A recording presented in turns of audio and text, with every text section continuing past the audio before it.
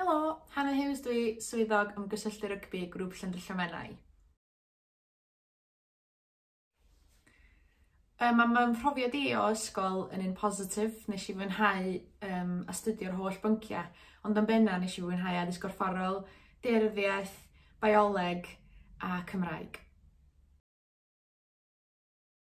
Lot o sgiliau meddwl bod chi angen fel swyddog ymgysylltu.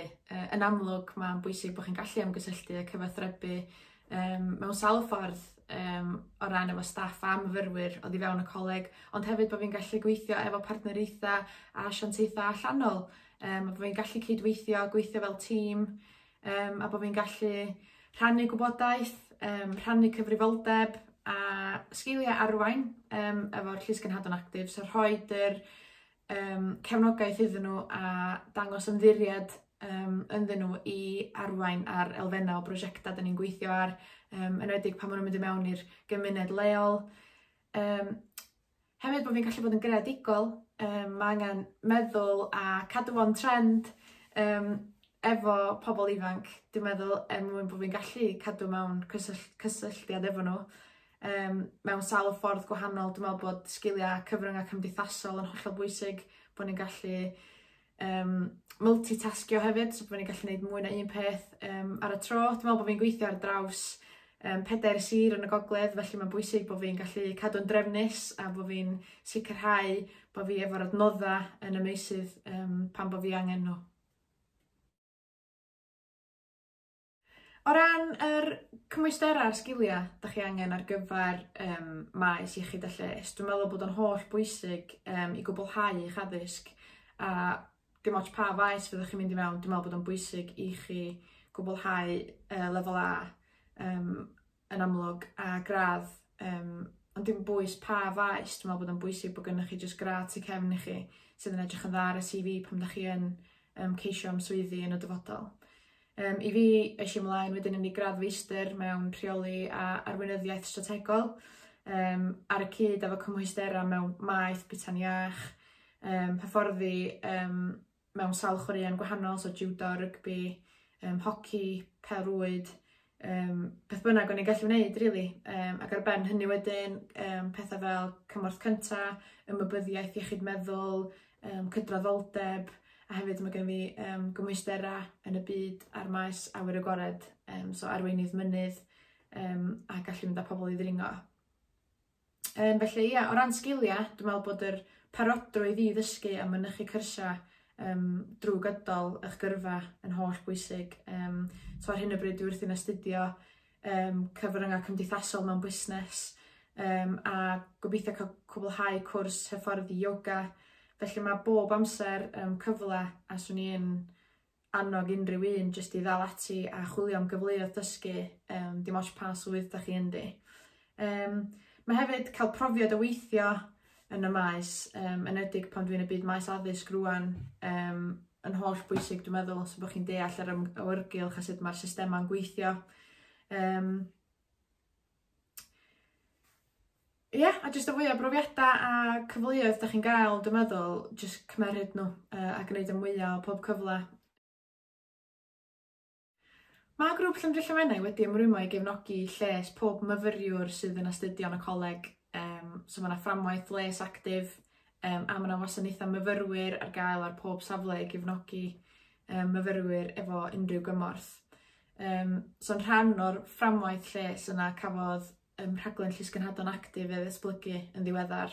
Mae rhaglen wedi cael ei ddatblygu i feithrin arweinwyr yn y dyfodol oddi fewn y coleg ac i hyrwyddo pwysigrwydd iechyd a lles a i ddangos pwysigrwydd cymeryd rhan mewn gweithgaredd corfforol.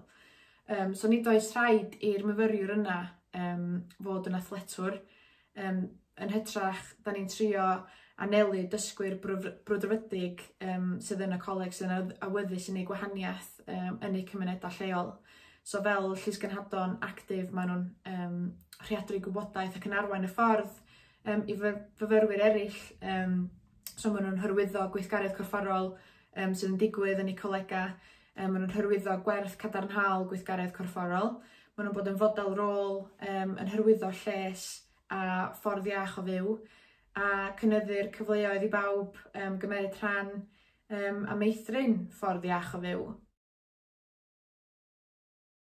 Mae Llys Genhadon Actif wedi gwirfoddoli a cynrychioli grŵp Llandrillo Menna mewn sawl digwyddiad, gan gynnwys Fforwm Lles Coleg y Cymru, Park Run, Cynhadledd Dysgwyr y Coleg, diwrnodau chwaraeon Ysgolion Cynradd, cynhadledd Merched mewn Chwaraeon Cenedlaethol, heb sôn am ddarparu sawl sesiwn mewn amryw o chwaraeon gwahanol mewn cymunedau lleol, ysgolion cynradd, a wedi bod yn rhan o ymgyrchoedd pwysig oddi fewn y coleg. So, yn diweddar, cafodd grŵp Lys Genhadon gyfle i fod yn rhan o grŵp lliwio a lawnsio ymgyrch Neidion Rhwystyr.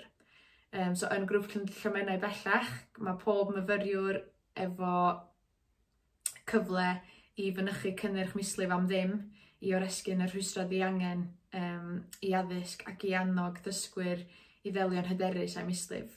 Da ni hefyd yn cael gwared o'r tabw o gwmpas y topic a bod ni'n gallu gwneud sgyrsiau am fislif yn fwy arferol, so bod pobl ddim yn teimlo'n embarrass a cwilydd i ofyn am help.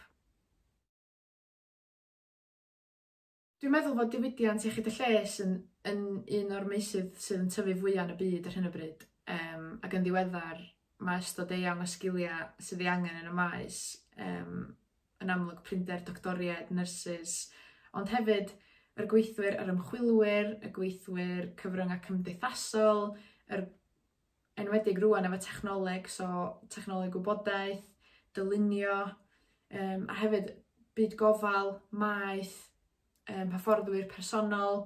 Mae pawb eisiau cadw'n actif, a mae yna bob tro waith. Felly, cerwch amdani, cos mae'r diwydiant angen fwy o bobl i ymuno. Dwi'n meddwl yr her fwyaf sy'n ei wynebu ni ar hyn o bryd ydy sicrhau fod yr un gwasanaethau yn gallu cael eu cynnal a'i cynnig yn ystod pandemig. Mae yna lawer o adnoddau a gwybodaeth ar-lein bellach, a mae angen sicrhau bod ni'n gallu diweddaru a newid a gaddasu yn rheolaidd. I ni fel coleg, dwi'n meddwl bod y gallu i gefnogi myfyrwyr yn hanfodol i gwblhau ei addysg i'r lefel gorau posib, a dwi'n sicr bydd effaith tymor hir mae'r pandemig yn ei gael yn mynd i fod o gwmpas am dipyn o ran iechyd a lles unigolion.